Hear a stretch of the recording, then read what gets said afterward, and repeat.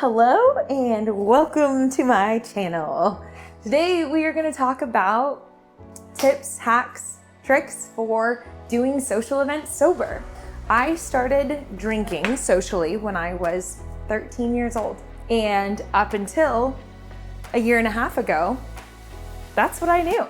And so over the past year and a half, I have had to learn, since getting sober, how to do life as a sober person. So along the way, I've learned a few tips, tricks, hacks, etc. for how to do this thing. These may be skills that a lot of people learned earlier in life, but I always relied on substances to lubricate my social experiences. And so coming out of that and actually doing social events sober for me was hard.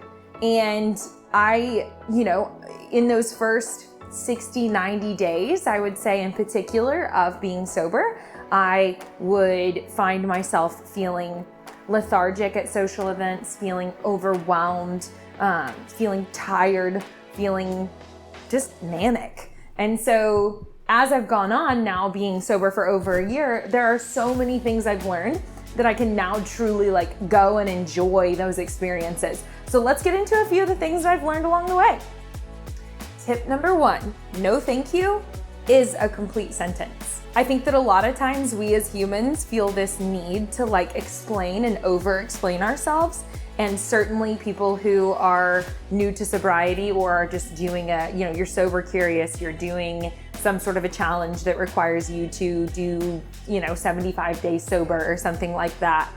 Just knowing that you don't owe anyone an explanation for why you're choosing not to drink alcohol or intake other substances at that time. And so tip number one is just as simple as no thank you is a complete sentence. Tip number two, boundaries. Give yourself some grace with this one and know that it's going to take you a little bit of time to establish what your boundaries are. That being said, boundaries are your best friend. Knowing how long you're comfortable staying, knowing who you're comfortable going with. If it's best that you just go alone, knowing when it's time to leave. There are things that are so important when you're at social events where people are drinking and you're sober, and boundaries is absolutely one of them. Remember that people who love you are going to respect your boundaries. And so learning what those are is going to take you a little bit of time, but it's going to be really important. And the people who care about you are going to respect them. And if people do not respect them, that is not your problem. Tip number three, beverages are your best friend. So we're going to walk through some of my personal favorites. A thing to note about this part of things is that whenever you are newly sober, you are probably going to find yourself going to social events and feeling tired or just feeling things that maybe whenever you were fueled by alcohol, you didn't even recognize. I know for me that I used to go to social events and not even think about eating food or drinking water or simple things that people who haven't had any issues with alcohol maybe never even noticed or never had to learn. But for me, these were things that early on in sobriety, I had to learn that I had to have options present. And so just being prepared, being proactive and having these things with you in advance for these events is going to set you up for success so that way you do feel more comfortable and you have stuff. So let's go through what I like. So here we have Liquid Death, which is literally just water, but it looks like a beer. So if you don't want to explain yourself and why you're not drinking, this is a great go-to. They make it in still and sparkling, and they've just crushed it with their branding so that way it looks like a beer. Nobody's going to ask any questions and you're literally drinking water. Next up, Monster Energy drinks. Couldn't love them more. I like to say about my beverage choices that at the end of the day, maybe every single thing that I'm choosing to consume is not 100% perfect and pure and I can read the whole ingredient list. But at the end of the day, I'm sober. So I'm gonna give myself some grace there and I'm gonna drink the damn Monster. So anyway, I love Monsters.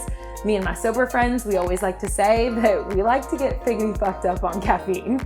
So other than that, I've got Fit Aids here, love those. Love Poppies, those are just a prebiotic soda. They're like a soda replacement.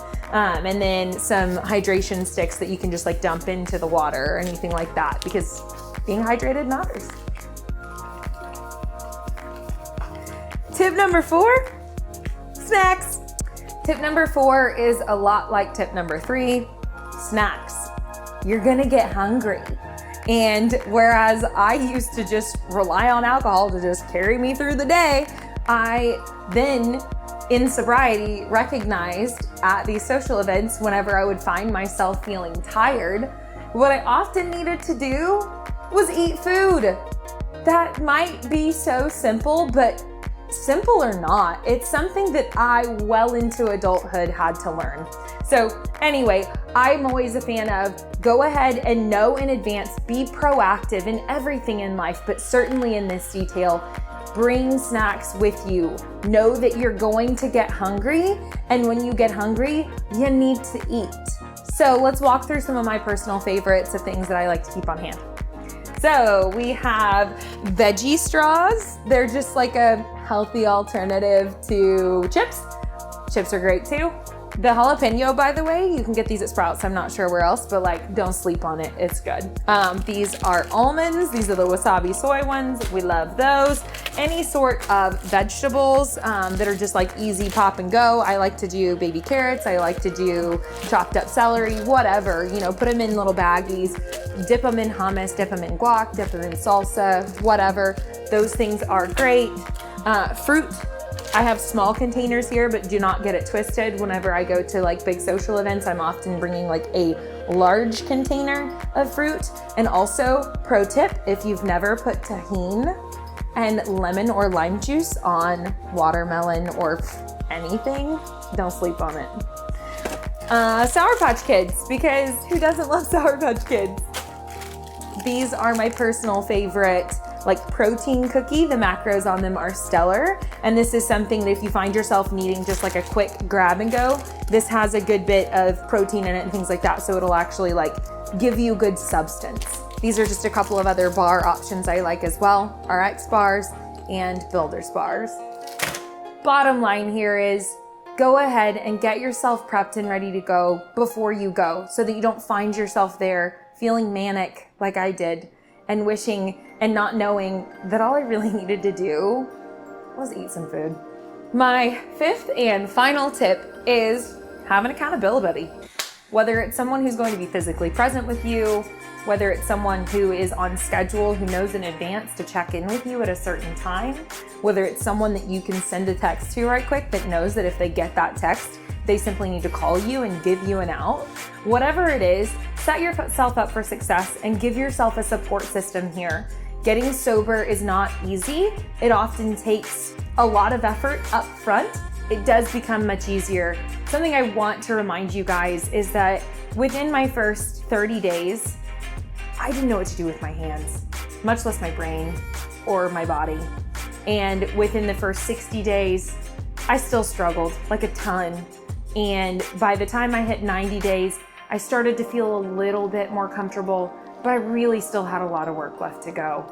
And as I've continued on and I now have over a year of sobriety under my belt, I'm able to truly go and enjoy social events within my own boundaries.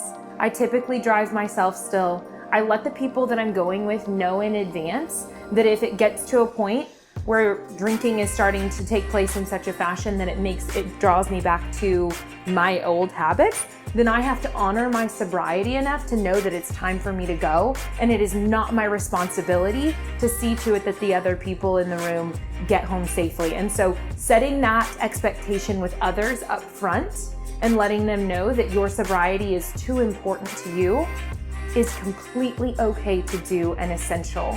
And just honor your energy because it's fucking valuable. My outro ask is like, subscribe, share it with somebody who's gonna like it. Anyway, have a beautiful day. And I'll see you on the flip side, cuties.